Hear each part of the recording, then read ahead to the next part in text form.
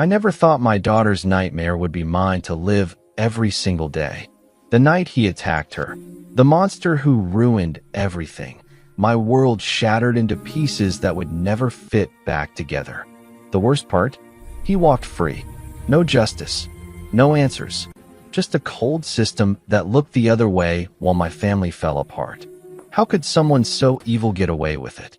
I swear, I would have done anything to stop him. But what happens when the law fails you? When your only choice is to fight in the shadows? Hit like, subscribe for more betrayal stories, and comment your city or country. The judge's voice was a distant, meaningless drone. Jury finds the defendant, Dominic, not guilty. The words just hung in the air. I didn't move. I couldn't. Beside me, my daughter, Lila, made a sound. It wasn't a sob. It was a tiny, sharp gasp, like the last puff of air being forced from her lungs. Her hand, which had been squeezing mine so hard her knuckles were white, suddenly went limp. Across the room, Dominic, he was laughing. He leaned back, clapping his lawyer, Preston, on the shoulder. He turned his head. He looked right at us, right at her, and he smiled. It wasn't a smile of relief. It was a smile of ownership. A lazy, arrogant smile that said he'd just proven, once again, that the world belonged to him. That my daughter's suffering was a minor inconvenience he had just swatted away. That was when the ice formed. The noise of the courtroom rushed back in, a wave of sound. Dominic's family was weeping with joy. The gallery was whispering. The reporters' cameras started their click, click, click, like insects. Lila, I said. My voice was calm. It sounded like it belonged to someone else, someone standing a mile away. She didn't look at me. She just stared at the empty witness stand. The wooden box where she had sat for 2 days, tearing her own soul open, only to be told it didn't matter. It's over, she whispered. Her voice was just dust. Dad, he's just leaving. We're leaving now. I stood. I put one hand on her back and the other on her arm, forming a shield around her. I pushed us toward the side exit. My mind was no longer a father's. It was an operator's. The objective had changed. Task: extract the asset. Evacuate to a secure location. The asset was my daughter. The secure location was our home. The hallway was an ambush. The flashbulbs were like small, white explosions, blinding me.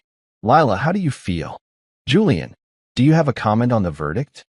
Dominic's family says this was a smear campaign. I kept my face blank. I was trained for this. For 20 years, my job was to show the enemy exactly what I wanted them to see. And right now, I wanted the world to see nothing. No rage. No plan. A blank wall is impossible to read. I shoved through the heavy oak doors and into the afternoon sun. It felt wrong. The sky was blue. People were walking to lunch. The world was still turning. It felt like a deep, personal insult. I got Lila into the passenger seat of my old truck. She curled up instantly, pulling her knees to her chest and turning her face to the window. The drive home was silent. The only sound was the thunk, thunk, thunk of the turn signal. I wanted to say something. I'm sorry. I failed you. I will fix this. But they were just words. Words were useless. The courtroom had been filled with words, and they had added up to this. A monster driving away in a luxury car, and my daughter shattering in the seat next to me. When we got home, she walked straight to her room and closed the door. I heard the deadbolt click. I stood in the hallway, listening to the silence of our house. This was the second silence of the day, and it was 1,000 times worse than the one in the courtroom. This one was hollow. This house, once filled with her music, her arguments with friends, her laughter, it was just a box now. A box holding our grief. I made coffee. I checked the locks. I sat at the kitchen table and watched the light fade. I didn't move for hours. I just processed. I analyzed the trial. The lawyer, Preston, he was a craftsman. He never attacked Lila directly. He just gently created doubt. He poked holes. Reasonable doubt about the time, the conflicting details of a violent memory. I analyzed the police. The lead detective, a man named Ryder. His report was sloppy. That was the only word for it. Sloppy. Key DNA evidence was mishandled in the lab. The security footage from the bar was corrupted and unplayable. It was too many mistakes. It was a pattern. I analyzed Dominic. Rich family. Entitled.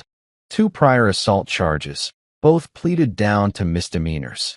This wasn't his first time. It was just the first time he'd been caught by someone who wouldn't stay quiet. I analyzed myself. Julian. The father. The man who spent 2 decades in the dark places of the world, running psychological operations, gathering intelligence, and manipulating events to protect his country. But I couldn't protect my own child in a brightly lit room full of people. The guilt was a physical thing.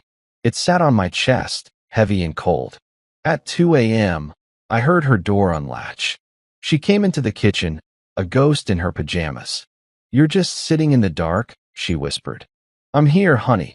I'm not going anywhere." She came over, and, for the first time since the verdict, she hugged me. She just buried her face in my chest, and she finally cried. It was a storm.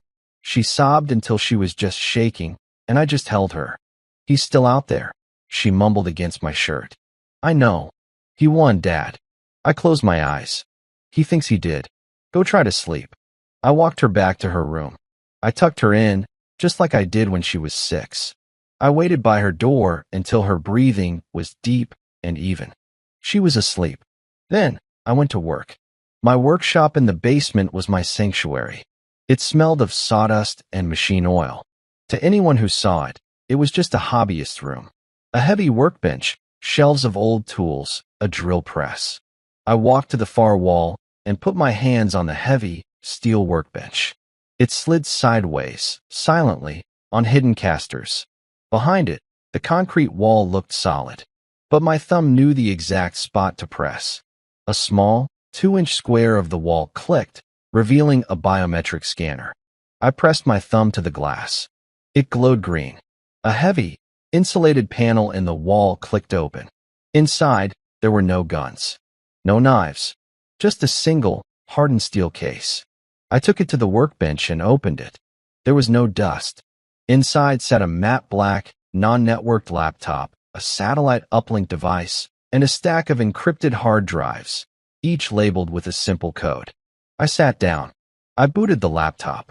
The screen was black, just a single, non-blinking cursor. This machine hadn't been online in 3 years. It didn't exist. According to every agency in the world, the man who used this laptop was retired. He was. But the father wasn't. My fingers found the keys. I began to build a new file. The court had its system of justice. It had failed. Now, Dominic would face mine. I am no longer Julian, the father. I am Operator Prime, the designation I shed 3 years ago.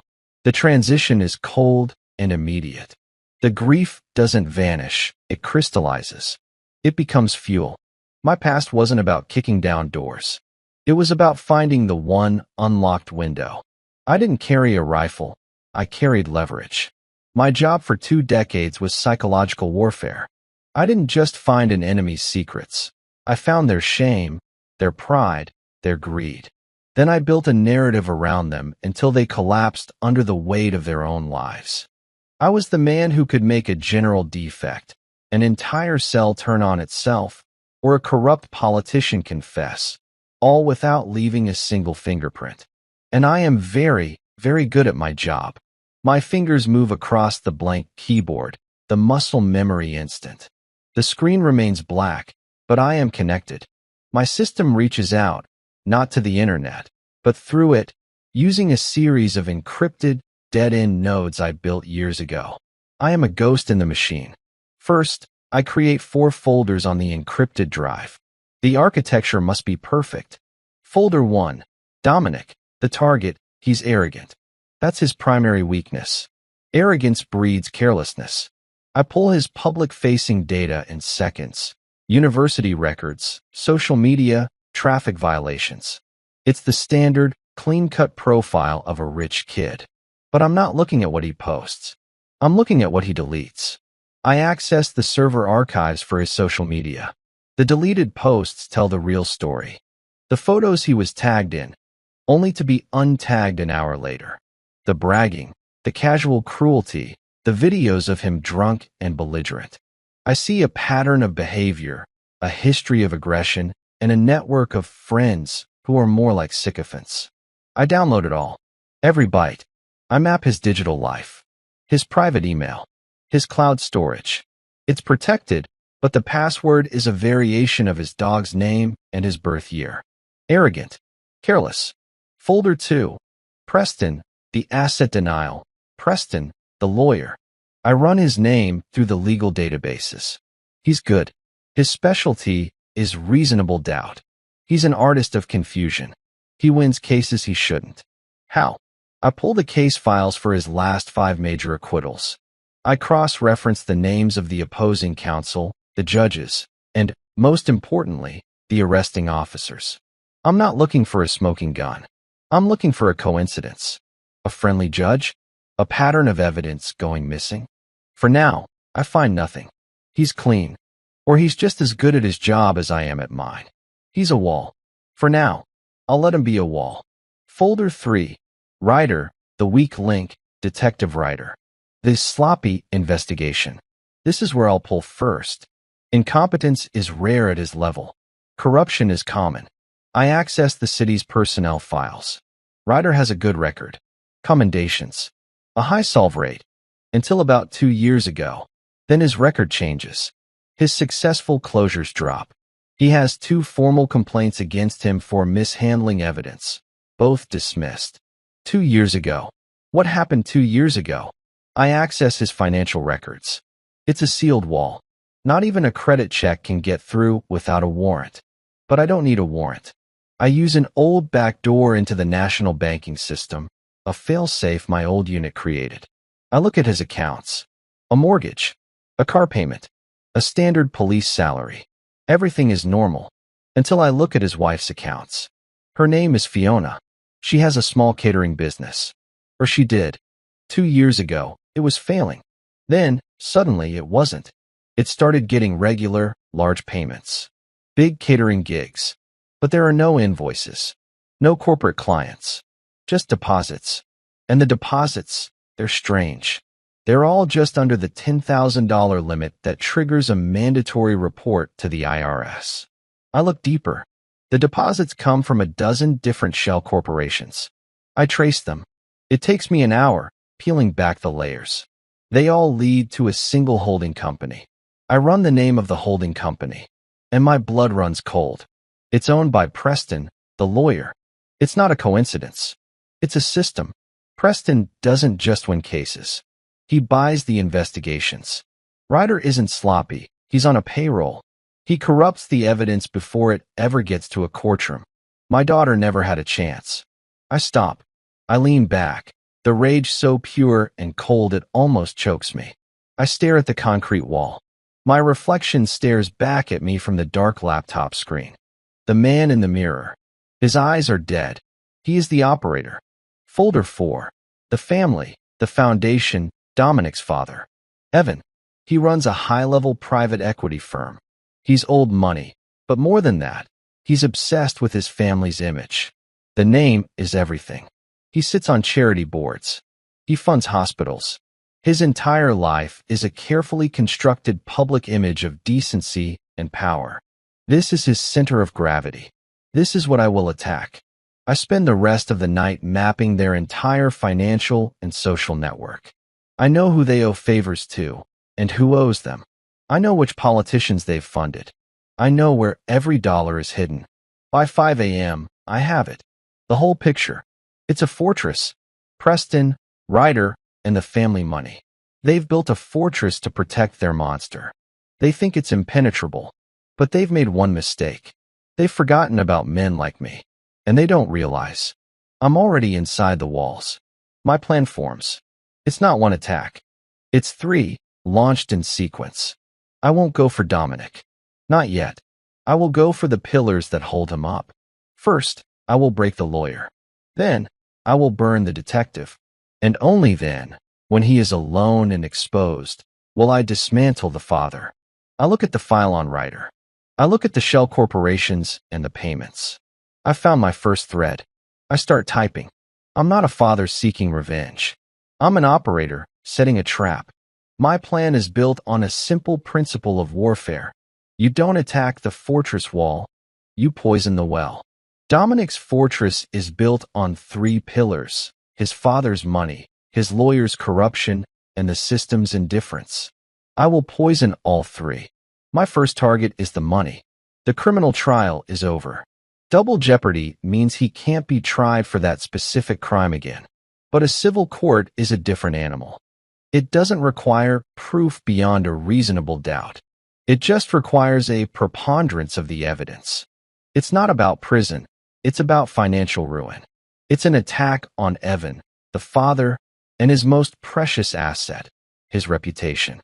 But I can't be the one to file it. I need a new weapon, a proxy. I spend an hour scanning the State Bar database. I'm not looking for a high-powered firm. They're all connected to Evan. I'm looking for a specific profile, someone young, brilliant, independent, and hungry. Someone who hates people like Dominic. I find her, Harper Vance. She's a new name.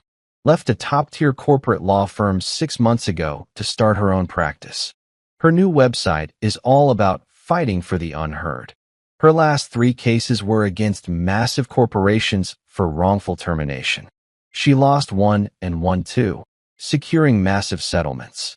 She's a shark, and she's not afraid of blood in the water. She's perfect. Now, I need the breadcrumb, the bait. I go back to the terabytes of data I pulled from Dominic's cloud, the deleted files.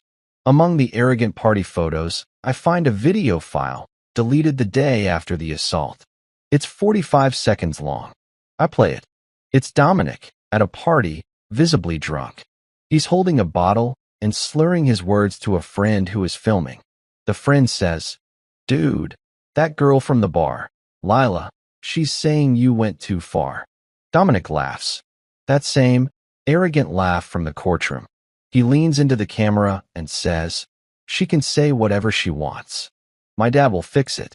He always fixes it. That nothing will never be believed over me." My hands don't shake. I feel nothing. I simply save a copy of the file. This video was useless to the criminal prosecutor. It's not a confession, but to a civil lawyer, it's motive. It's malice. It's a direct link to the family's pattern of covering things up. It's a character assassination. I create a new, temporary, and completely untraceable email address. I upload the video file to a secure, one-time view server. I send Harper Vance a single email. Subject: You fight for the unheard. Here's one. Body: Lila, redacted. You read about the verdict. You read the lies. Watch this. The link will expire in 10 minutes. If you want to fight, you will know what to do. A friend. I hit send. Then I activate my surveillance. I have a remote access point into Harper's office server, monitoring her incoming traffic. I'm not reading her files. I'm just watching the door. I see the email arrive. I see it marked as read. For 2 agonizing minutes, nothing happens. She's smart. She's probably opening it in a secure sandbox, checking for malware. Good. Then, I see a download. She has the file, the link, and the email address self-destruct. I am gone. The breadcrumb has been laid. Now, I wait to see if the shark takes the bait. I don't have to wait long. I spend the next 12 hours in silence, methodically organizing the rest of my data. I categorize the payments from Preston to Ryder. I build a timeline of Evans, the father's, illegal corporate donations. I am building the arsenal. The house is quiet. Lila is at her therapist, a session I arranged. She's fighting her war. I'm fighting mine. At 4:30 p.m., my Evan folder lights up. I have a listening post on his corporate server. An alert triggers. A high-priority calendar invite has just been sent from Evan to his legal team, including Preston. The subject line is one word: urgent. I toggle my access. Someone has made a move. I shift my attention to the county court's public filing system. I watch the new civil case submissions. At 4:31 p.m., it appears. Case filed.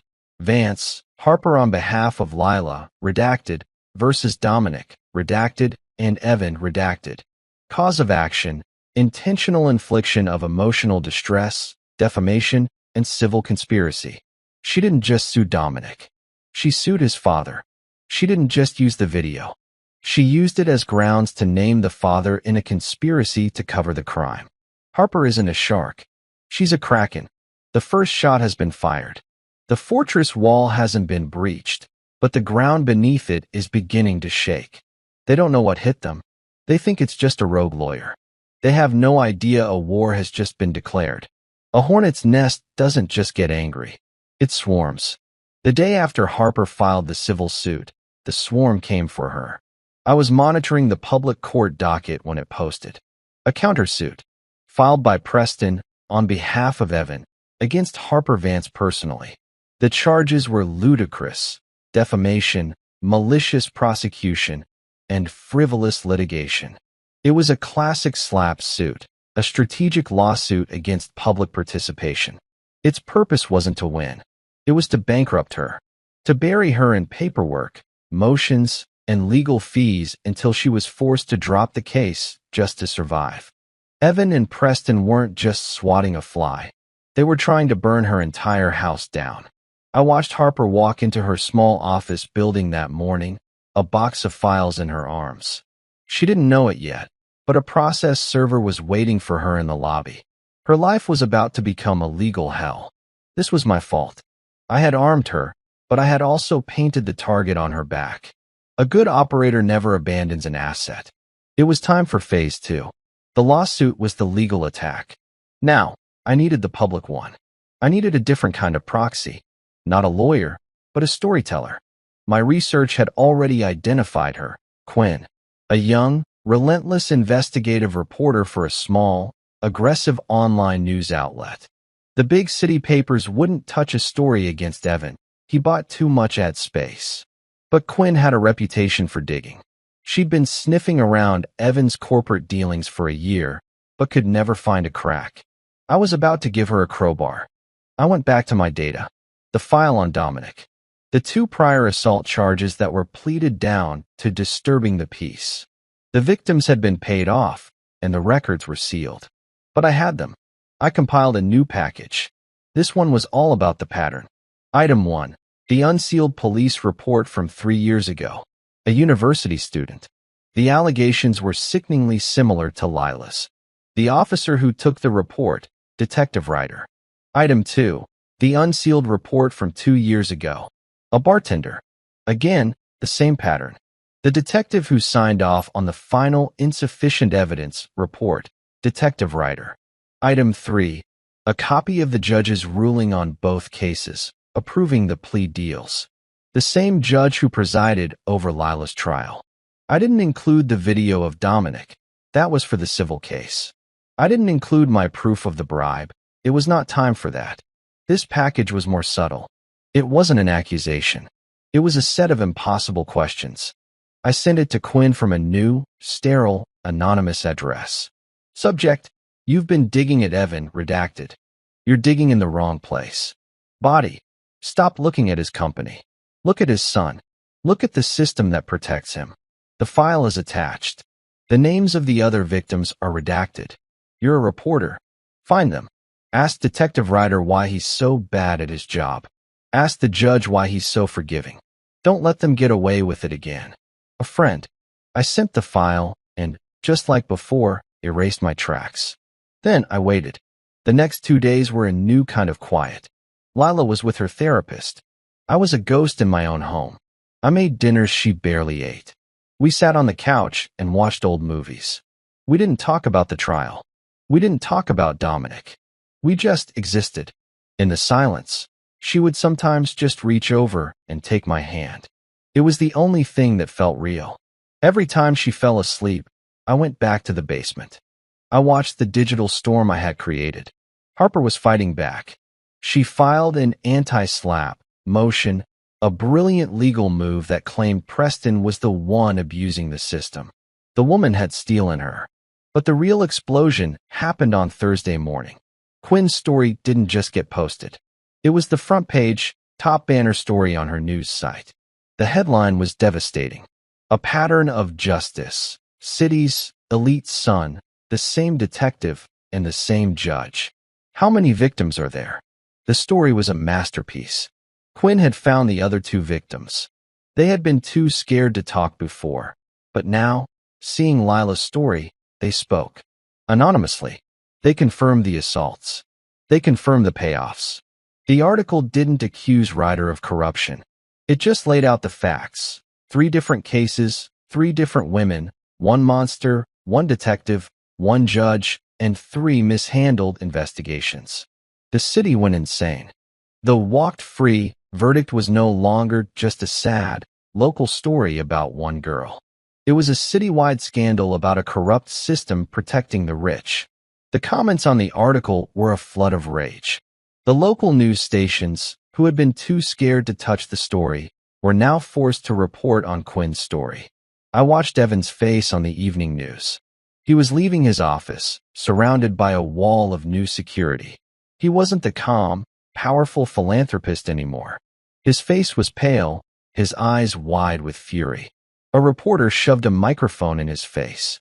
Mr. Redacted, are you aware of the allegations that your son is a serial predator? He shoved the camera and snarled. No comment. I watched Preston, his lawyer, try to hold an impromptu press conference. He tried to call it slander and yellow journalism. But he was sweating. The narrative was no longer his. The countersuit he filed against Harper? It now looked exactly like what it was, a thuggish attempt to silence another victim. Harper's phone was ringing. But it wasn't creditors. It was every major news network in the state, wanting her comment on the scandal. She was no longer a rogue lawyer. She was a hero. I closed my laptop. The first pillar, Evan's reputation and money, was cracking. The second pillar, Detective Ryder, was now exposed, blinking in a spotlight he never wanted. The fortress was shaking, and I hadn't even shown them my real weapons yet. The scandal Quinn's article ignited was a wildfire. Detective Ryder was immediately placed on administrative leave. The judge from the trial was strongly advised to take a vacation. The media was in a frenzy, but it was all just smoke. They were attacking Ryder for being sloppy, for incompetence. They were attacking the judge for being too lenient. They didn't have the truth. They were angry, but they were aiming at the wrong targets. I watched the news from my basement. I saw Ryder, flanked by his police union lawyer, fighting through a crowd of reporters, spitting no comment. I saw Preston, the family lawyer, on TV, looking smooth and professional, calling the article a baseless smear and promising to sue the news outlet for every penny they have. They were arrogant. They still felt safe. They believed the real secret, the bribe, was buried too deep. They thought the worst of the storm was over. It was time to introduce them to the lightning. My focus returned to the file on my screen. Folder 3, Ryder, the weak link. I had the proof. The chain of evidence was cold, hard, and undeniable. I had spent days mapping it. Link 1, Preston's law firm. Link 2, a monthly wire transfer from the firm to a holding company called Clearwater Strategic Solutions. A shell. Link 3, Clearwater then made service payments to a dozen smaller shell companies. A laundry. Link 4, those shell companies then made catering invoices to a small, local business. The final destination.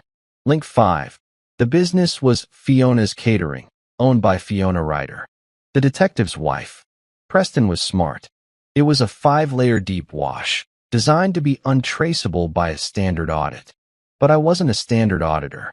The payments started 2 years ago, right after Ryder was assigned to the first of Dominic's assault cases. And the payments were still happening. Ryder wasn't just paid to bury Lila's case. He was on a long-term retainer. He was Preston's asset inside the police department. This was the first true twist. The betrayal wasn't just a monster walking free. The betrayal was that the entire system had been bought to let him. I couldn't just give this to Quinn, the reporter. She'd be sued into oblivion, and Preston would call the evidence fabricated. I couldn't give it to Harper, the lawyer.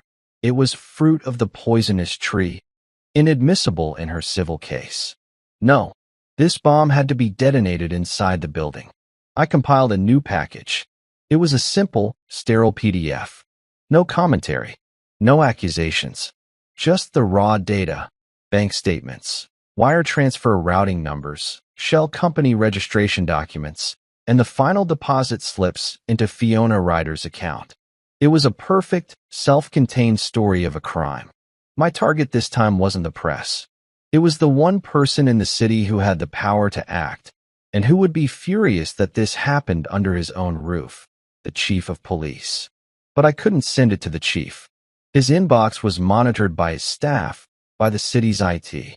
The file would be intercepted by the very people I was trying to expose. I needed someone just below him, someone with everything to prove. I identified the head of the Internal Affairs Division, a man named Hunter. He was new, brought in from out of state to clean up the department. He was a true believer. He was the perfect weapon. I used a new, one-time, anonymous email routed through a server in Eastern Europe. I sent the file directly to Hunter's personal, private email address, an account I'd found on a forum for amateur marathon runners. Subject: You were hired to clean house. Here is the biggest rat. Body: Detective Ryder. The file is attached. The money trail is complete. Do your job. I hit send. Then I erased my existence. The fallout was not immediate. It was terrifyingly quiet for 24 hours. I knew what was happening. Hunter wasn't just reading a file. He was getting search warrants.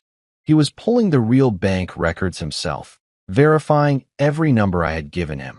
He was building his own official case. Then, on Friday afternoon, the bomb went off. I was watching a live feed of the local news.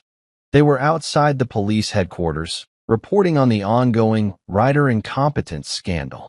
Suddenly, the reporter's face changed. She was listening to her earpiece. I'm just getting this. This is a breaking update. The camera zoomed in on her face. Detective Ryder has not just been suspended. He has been arrested. The camera panned. 2 uniformed officers were walking a man out of the headquarters. It was Ryder. He wasn't in his suit. He was in handcuffs. His face was ashen. He looked terrified. The charges, the reporter continued, her voice shaking, are not incompetence. The charges are evidence tampering, accepting a bribe, and conspiracy to obstruct justice. I watched them put him in the back of a police car. His own police car. The system had begun to eat itself. Preston, the lawyer, was live on another channel, blindsided. His face, usually so smooth, was a mask of panic. He kept saying, "We have no comment," but the fear was rolling off him. He knew what this meant. The money trail didn't just end with Ryder. It started with him. In my basement, I closed the file. The second pillar of the fortress wasn't just cracked. It was dust. Dominic was still free, but his lawyer was now implicated in a federal crime. His hired detective was in a holding cell. The walls were gone. It was just him and his father, exposed. And I was just getting started. Ryder's arrest sent a shockwave through the city's elite. Preston, the lawyer, was immediately named as a person of interest in the bribery case. He was toxic. His law firm, once a symbol of power, was now a sinking ship. He was too busy hiring his own criminal defense attorneys to worry about Evan or Dominic. The fortress was down to its last wall, Evan's money. I sat in the dark of my basement. The arrests, the scandal, that was just noise. It was the cleanup. My real target had been untouched. Dominic. He was still living in his high-rise apartment. Still driving his sports car. Still protected by his father's vast wealth. The civil suit was moving, but that was slow. I had taken away his protectors, but I hadn't made him feel it.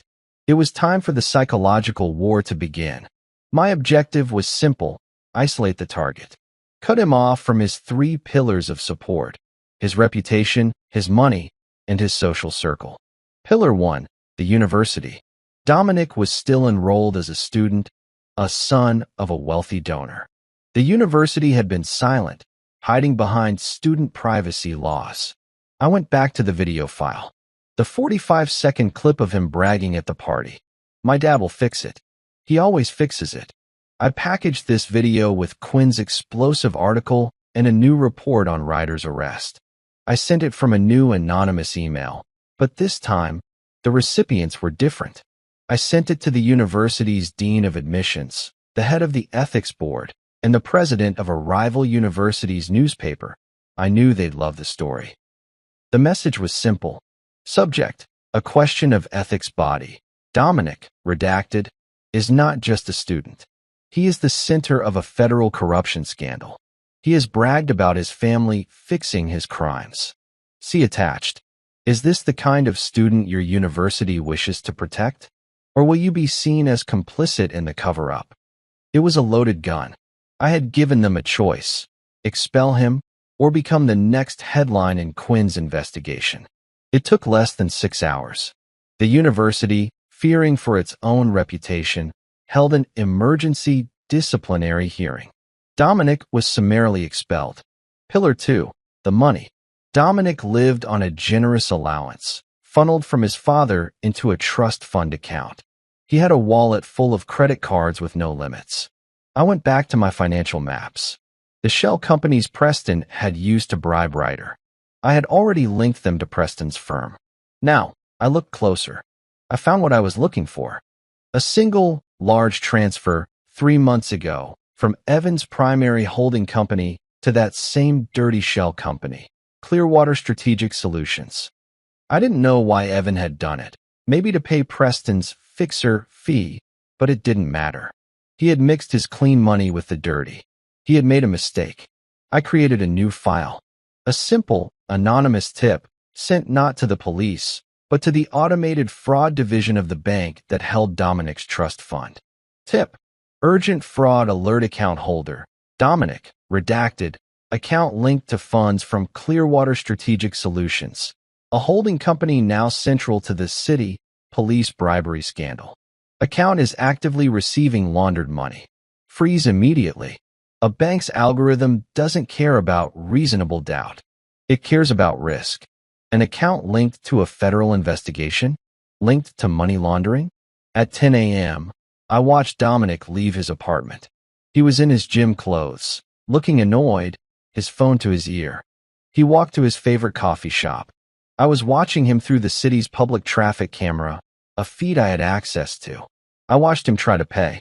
His card was declined. He looked confused. He tried another card. Declined. And a third. Declined. He started yelling into his phone. He threw the cup on the counter and stormed out. His face was red. For the first time, he looked scared. His money was gone. Pillar 3. The friends. This was the final, most important cut. He was expelled. He was broke. But he still had his sycophants. I pulled the list of every person tagged in those deleted party photos. I sent them all a simple, anonymous text message from a spoofed number. I was at the party. I saw what Dominic did. The police have my name. They're going to talk to everyone who was there. I'm getting a lawyer. You should too. It was a lie. A beautiful, simple, terrifying lie. I didn't threaten them. I didn't accuse them. I just put a snake in the room and told them it was hungry.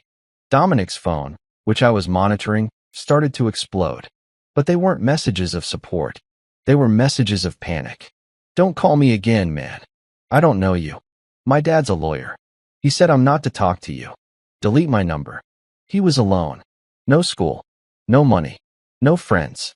He was trapped in his glass-walled apartment, a fortress that had become a cage. He couldn't leave. He couldn't buy anything. And no one would answer his calls. I watched him on the traffic cam. He had been on the phone with his father, Evan, for an hour, pacing back and forth on his balcony, wildly gesturing. Evan was in full-blown crisis mode, trying to stop his own company from imploding. His son was no longer a priority. He was just another fire to put out. Dominic threw his phone. It shattered against the balcony glass. He was isolated. He was terrified. He was exactly where I wanted him to be. The monster was finally feeling the cold. The isolation was complete. Dominic was a ghost in his own life, haunting a luxury apartment he could no longer afford. But the operation wasn't finished. I had dismantled the son's life. It was time to shatter the father's empire. Evan's world was built on a single, powerful lie, that he was a legitimate, self-made man. He wasn't. He was a creature of backroom deals and hidden accounts. I had the proof. That single, stupid, arrogant transfer. His clean company, Evan Equity, moving a seven-figure sum directly into Clearwater Strategic Solutions, the same dirty shell company Preston used to pay off Detective Ryder. It was a fatal mistake.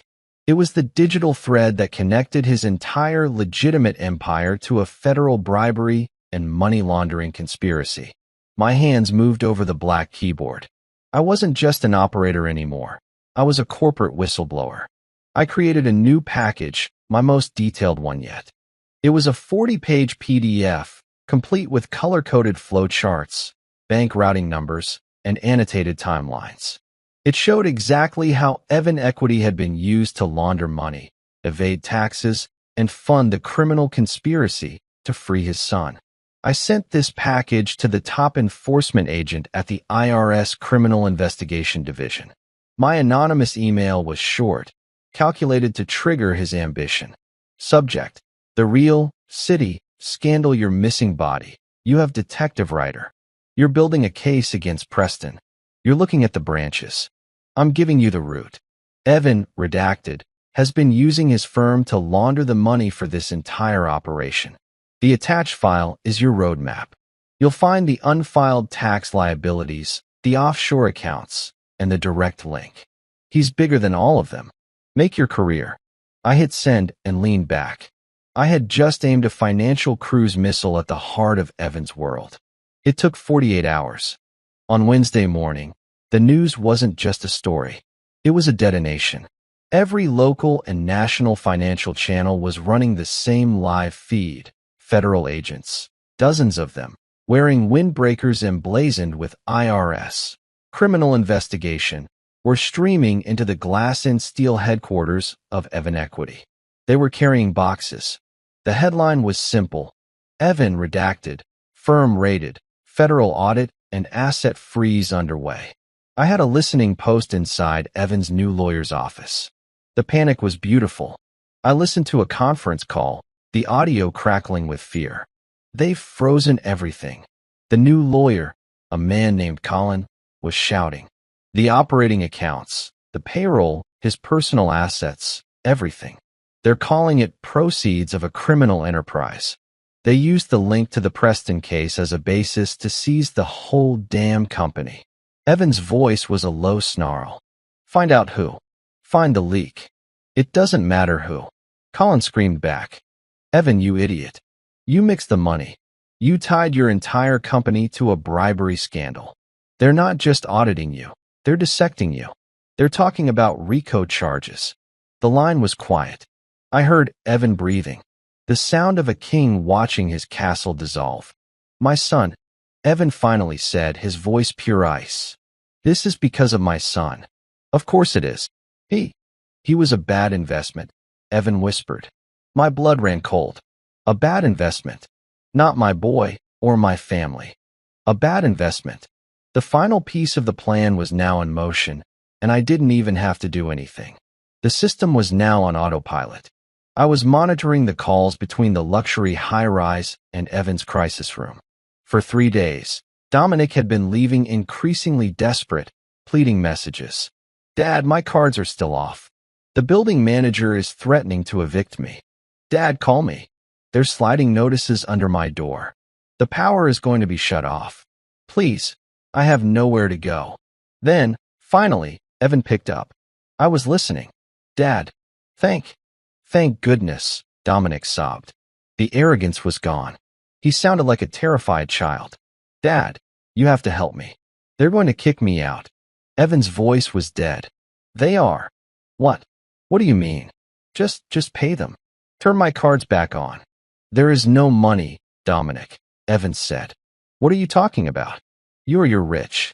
No, Evan said, and the finality in his voice was like a slamming door. I'm not. You, Preston Ryder, you've destroyed 30 years of my life. My company is gone. My accounts are frozen. I'm fighting to stay out of prison. You did this. You, with your weakness. No, no. Dad, I didn't mean. You are a liability, Dominic. I am done. I am liquidating what's left to fight this. You are on your own. Do not call this number again. The line clicked. I sat in my basement, listening to the dial tone, and then the silence from Dominic's end. It was the silence of a man who had just realized the last wall had crumbled. The eviction was scheduled for the next day. Friday, 10 a.m. I wasn't going to watch it on a camera. I had to see this. I had to verify the result. I parked my truck across the street from the shimmering glass tower. I sat in the cab, just another worker on a break. I drank my coffee. At 10 a.m., 2 county marshals and a building manager walked up to the front door. They spoke into the intercom. I saw them use a master key. 10 minutes later, they walked out. And then he came. It wasn't the monster from the courtroom. It wasn't the arrogant predator. The man who walked out was small. He was wearing jeans and a hoodie.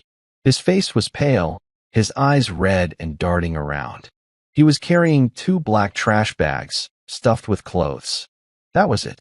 2 trash bags.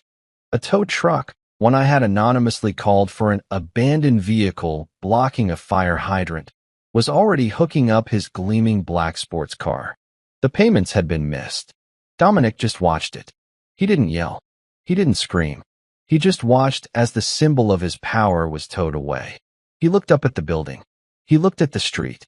He was a nobody. He had no money, no home, no father, and no name. He started walking. He just walked. He got to the corner, his trash bags dragging, and disappeared into the crowd. I sat there. I waited for the feeling of victory, the triumph, the justice. It didn't come. I just felt quiet. I felt the immense, crushing weight of what I had done. I had dismantled a human life, piece by piece, as methodically as taking apart a clock. And I had been perfect at it. There was no joy in it. It was just finished. The file was closed. I started my truck and drove home. I walked into the house. The silence was different now. It wasn't the heavy, grieving silence of before. It was just calm. Lila was at the kitchen table. She was sketching in a notebook, her headphones on. She was drawing a landscape, a sunrise. She looked up as I walked in, and she pulled her headphones down. And she smiled. A small, real, genuine smile. "Hey, Dad," she said. "Hey, honey." That was it. That was the victory. Not the man in the street with his trash bags. This tiny, fragile smile. This was the justice. My phone buzzed in my pocket. I pulled it out, thinking it was a work alert. It was a text from a number I didn't recognize. But I knew who it was. Harper, the lawyer. I just received a call from a page, redacted. She says she's Dominic's aunt. She has information, and she wants to talk to me. And Julian. She also wants to talk to the man who sent me the first video. I think it's time you and I had a real conversation. My truck was parked in the driveway, the engine ticking as it cooled. I stared at the phone. I think it's time you and I had a real conversation. My mask was gone. For 3 years, and especially for the last few weeks, I had been a ghost. An operator. A force of nature. But Harper's text pulled me out of the shadows and back into the real world. She knew. She didn't know how, but she knew who. I hadn't planned for this. My operation was built on anonymity, but I had used her as a proxy, and she was too smart to just accept a magic video from an anonymous friend and not ask questions. The emergence of an insider, Paige, the aunt, forced the issue. I typed back a simple reply. "Where?" The response was immediate. "My office. Midnight. Come alone. The front door will be unlocked." It was a test. She was setting the terms, seeing if I would trust her. She was also smart. Midnight meant no staff, no one to see me come or go. The rest of the day, the house felt different. The quiet was still there, but now it was charged with anticipation. Lila was in her room, listening to music. She was healing. The smile she gave me, that was the mission's end. This meeting with Harper was just housekeeping, tying up the loose ends. At 11:50 p.m., I parked a block away from Harper's small office. It was a renovated brick building on a quiet, dark street. I watched it for 10 minutes. No one in, no one out. No cars parked where they shouldn't be. I was clean. I walked to the front door. I pushed. It opened with a soft click. The lobby was dark. The only light came from the hallway, leading to her office at the end. I moved silently. My senses were on fire. I was walking into a room I hadn't prepared, to meet a person I no longer controlled. Her door was open. Harper was sitting at her desk, which was cleared of everything except 2 coffee cups and a small digital audio recorder. She looked exhausted, but her eyes were sharp. "Julian," she said. It wasn't a question. I stood in the doorway, a shadow. "You shouldn't use your real name in texts." "I took a chance," she said. "You didn't seem like the kind of man who would let anything bad happen to me. I was your asset after all. Please, close the door." I did. I stepped into the room. It felt small. "I don't know who you are," she said, leaning forward. "I mean, I know you're Lila's father. But the man who sent me that video, and who, I suspect, sent a few anonymous tips to a reporter named Quinn, and maybe even to the IAD. That man is not just a father." I said nothing. I just watched her. "You're a ghost, Julian. You started a war, and you made the entire city fight it for you.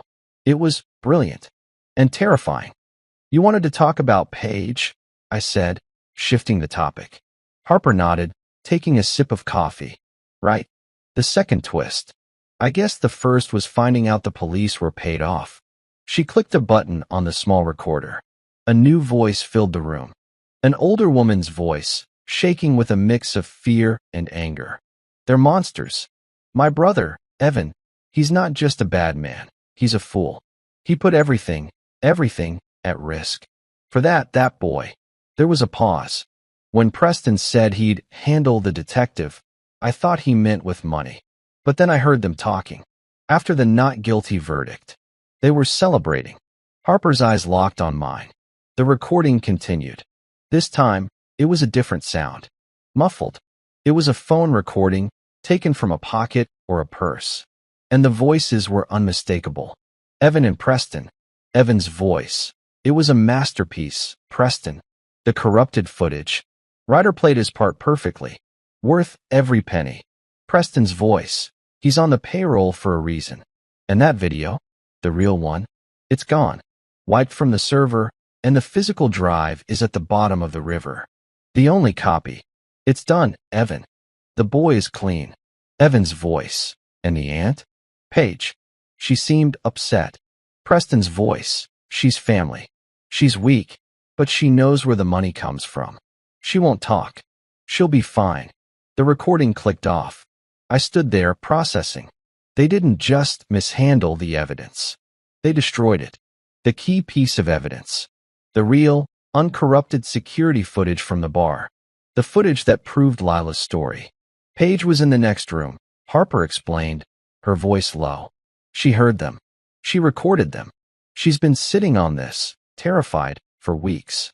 She's disgusted by what Evan did, but she was also afraid of him. But now the IRS has frozen her accounts, too, because Evan had tied her into some of his trust funds. He didn't just bribe Ryder. He implicated his entire family. Paige isn't just coming to us out of conscience. She's coming to us to save herself. She's willing to testify. This was it. My entire operation had been based on circumstantial evidence and psychological pressure. I had forced the system to move. But this was a nuke. This recording was direct, irrefutable proof of a conspiracy to obstruct justice, destroy evidence, and suborn perjury. The civil case. I started. Forget the civil case, Harper said, a fierce, predatory smile spreading across her face. The civil case is finished. We'll bankrupt what's left of them. This is a criminal case. This is the new evidence the DA needs to go after Evan and Preston directly. This isn't just about Ryder's bribe anymore. This is about the entire conspiracy. She was right. And this recording, given to IAD investigator Hunter, it would be the final, killing blow. Paige wants a deal, Harper said. She'll give us this recording, and she'll testify in federal court. in exchange for immunity from the IRS and protection from what's left of her brother's organization. We give her the deal, I said. It wasn't a question. I'm meeting her tomorrow. At a secure location, Harper said. She's bringing the original file. She paused. She asked me to bring you. She said she needs to be sure the man who is powerful enough to take down her brother is on her side. I nodded. My mission had one last objective. We go together, I said. The alliance was formed. The ghost, the shark, and the insider. The war wasn't over. It had just entered its final, fatal phase. The new trial was nothing like the first. We weren't in a small, wood-paneled county courtroom. We were in the main federal courthouse. A huge, imposing room of cold marble and high ceilings, where the only sound was the hushed echo of a dozen different lives being dismantled. The gallery was packed. Every seat was taken by reporters, law students, and the curious, all of them here to see the final act. Lila sat beside me. She wasn't the girl who had curled into a ball on my truck. Her hair was pulled back. She wore a simple gray dress. She looked, not at the defendants, but straight ahead at the judge, her expression unreadable. She was present. She was a witness. I sat beside her, my hands resting on my knees. I was just a father. The operator's work was done. At the defendant's table, Evan and Preston sat separated by their new, high-priced lawyers. They were a pathetic sight. Evan, the titan of industry, looked small and gray, his expensive suit hanging on him like it belonged to a bigger man. Preston, the silver-tongued lawyer, was pale and sweating, constantly whispering to his counsel, his own arrogance replaced by a raw, animal fear. The judge, a no-nonsense woman with a reputation for severity, gavelled the room into silence. The prosecution may call its first witness. The federal prosecutor, a sharp woman named Tessa, stood up. The government calls investigator Hunter to the stand. Hunter walked up, his back rigid. He laid out the entire case, not with emotion, but with the cold, irrefutable logic of a mathematician. He put up charts. He showed the jury the web of shell companies. He walked them, step by step, from Preston's law firm to Clearwater Strategic Solutions to Fiona Ryder's catering business. He was the architect, explaining the blueprints of their corruption. And this transfer, Tessa said, pointing to a single red line on the chart, connects Evan Redacted, S primary holding company directly to the fund used to bribe Detective Ryder. Is that correct? It is, Hunter said. He invested in the cover-up. Next, they called Detective Ryder. He had taken a plea deal. He shuffled to the stand in an ill-fitting suit, his hands cuffed. He was a broken man. He confessed to everything. He confessed to taking the money. He confessed to losing the DNA evidence. Then Tessa asked the question that sucked the air from the room. Detective Ryder, what specifically were you paid to destroy? Ryder wouldn't look at us. He stared at his hands. The main security footage. From the bar. The real copy. What did this footage show? It showed everything, Ryder whispered. It showed him, Dominic, following the victim, Miss Redacted, toward the restrooms. It showed him dragging her when she tried to pull away. It contradicted his entire story. I felt Lila's hand find mine. She squeezed it hard. I looked at her. A single, silent tear traced a path down her cheek. She didn't sob. She just wiped it away, her eyes still locked on Ryder. And who? Tessa continued. Gave you the order to destroy this evidence. Ryder lifted a trembling finger and pointed directly at Preston. He did. He said, make it go away, and he paid me to do it. Preston lunged forward, but his own lawyer put a hand on his chest, shoving him back into his seat. The room was in chaos until the judge threatened to clear the gallery.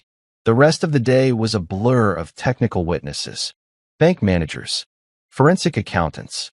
Each one hammered another nail into the defendants' coffins. The next day, they called the final witness. The government calls Paige, Redacted, to the stand. Paige, Dominic's aunt, walked to the stand. She was visibly terrified, a woman who had spent her entire life in the shadow of her powerful, abusive brother. She sat down, her hands shaking so hard she had to clasp them in her lap. "Mrs. Redacted," Tessa said, her voice gentle. "You are Evan Redacted's sister, correct?" "Yes." "And you were present at his home, the night of the first verdict?" "Yes." They were celebrating. "And what did you overhear?" Preston's lawyer shot up. "Objection. Hearsay. Goes to the defendant's state of mind." "It's an admission, Your Honor," Tessa countered smoothly.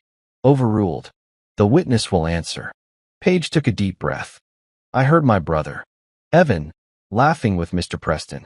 He was toasting him. He said, it was a masterpiece, worth every penny.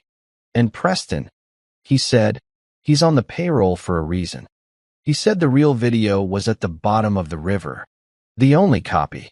"And did you," Tessa asked, "record this conversation?" "I did," Paige whispered. I was so disgusted. I recorded it on my phone." Tessa produced the digital file, certified by Hunter's IAD team. "Your Honor, the prosecution would like to play the recording for the jury." The judge nodded. The speakers hissed to life. And then, we heard it.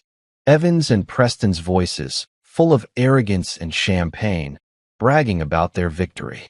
Bragging about destroying the evidence. Bragging about Ryder being on the payroll. Laughing about how the girl would never be believed. The sound filled the marble room. It was the sound of pure, undiluted evil, a celebration of corruption. I looked at the jury. They were horrified.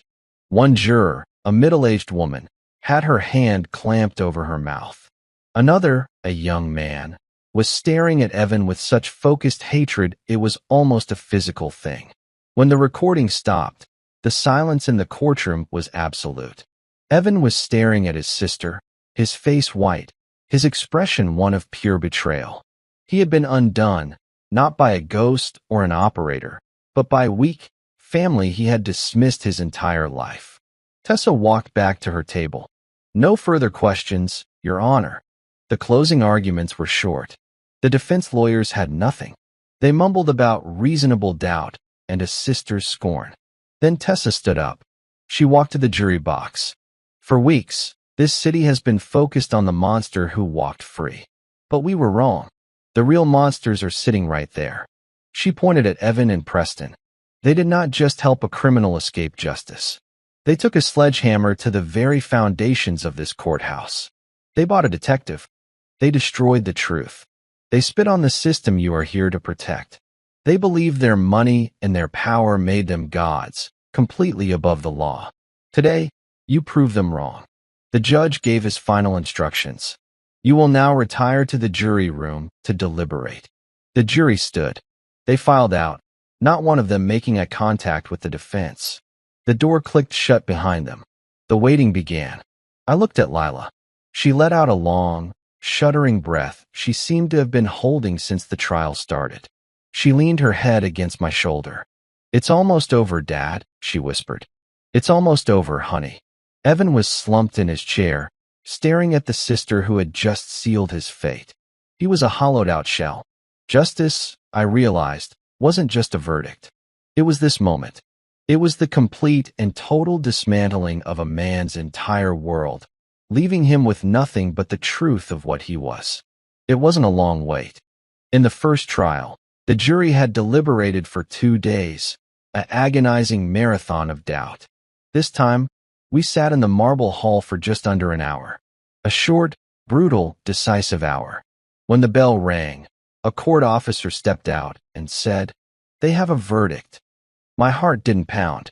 It just stopped. Lila's hand found mine. It was cold, but it was steady. We stood as the jury filed in. They were just normal people, a teacher, a mechanic, a grandmother.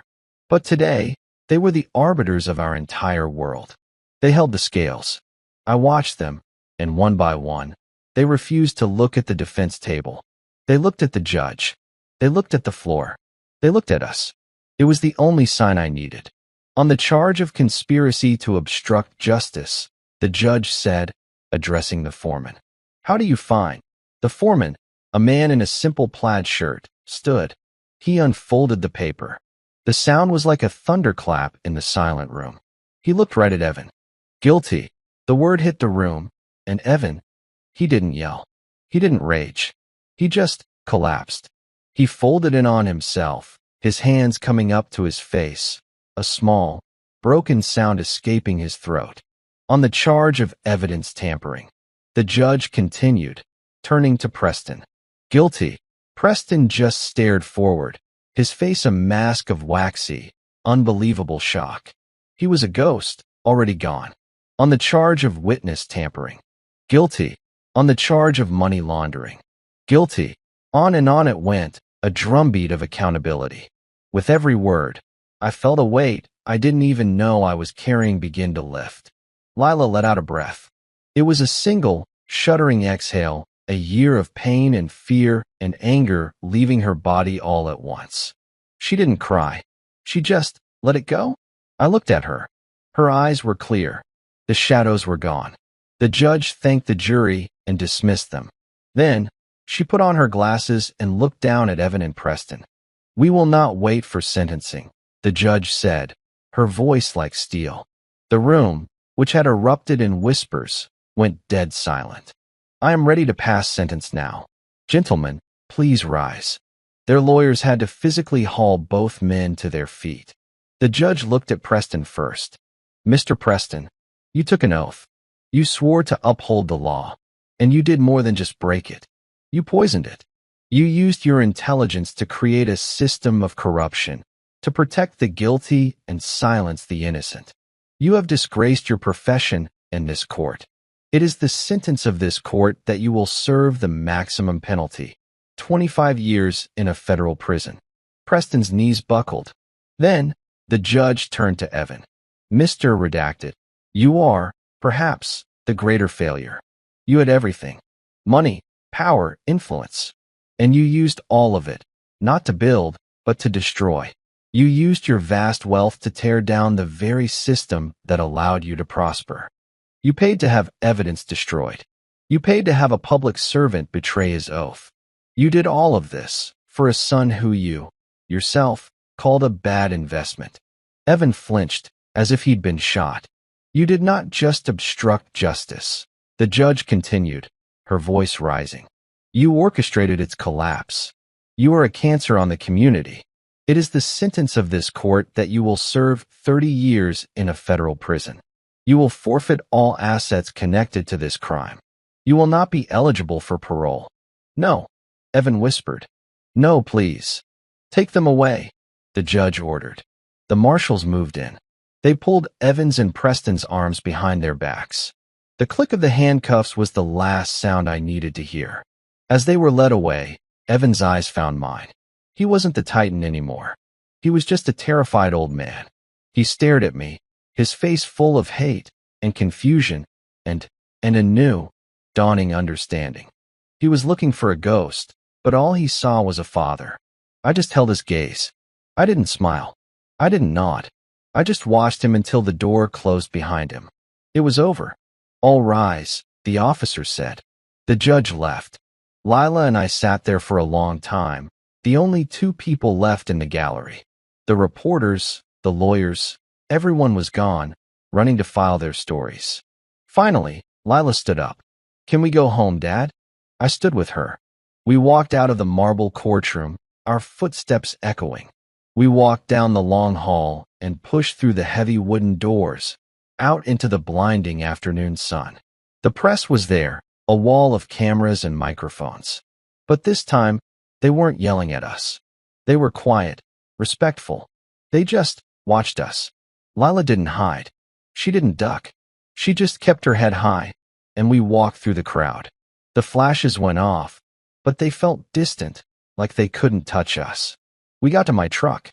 I opened her door, and she got in. I walked around and got in my own. I put the key in the ignition, but didn't start it. We just sat there, in the cab, the sunlight streaming through the windshield. It's quiet, Lila said, her voice soft. Yes, it is, I said. She looked over at me, that small, fragile smile I'd seen before returning, But this time, it was strong. It was real. What now, Dad? I looked at my daughter. My brave, beautiful, strong daughter. I put my hand on hers. Now, we just go home. The story is finished. But it leaves me with one final emotional question for all of you. What do you think is harder, the betrayal by an enemy or the betrayal by the system that was supposed to protect you? We see all your comments, and we read every single one.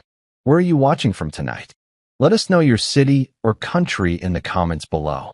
And if this story of justice touched you, we would be so grateful if you'd let us know by giving it a like and subscribing to Betrayal Stories Lab.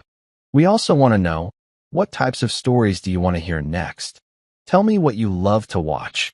Cheating wife stories, family drama, quiet revenge, and I promise I will bring those exact stories here for you. We'll see you in the next thriller, an epic and amazing revenge story. Until then, take care of yourselves.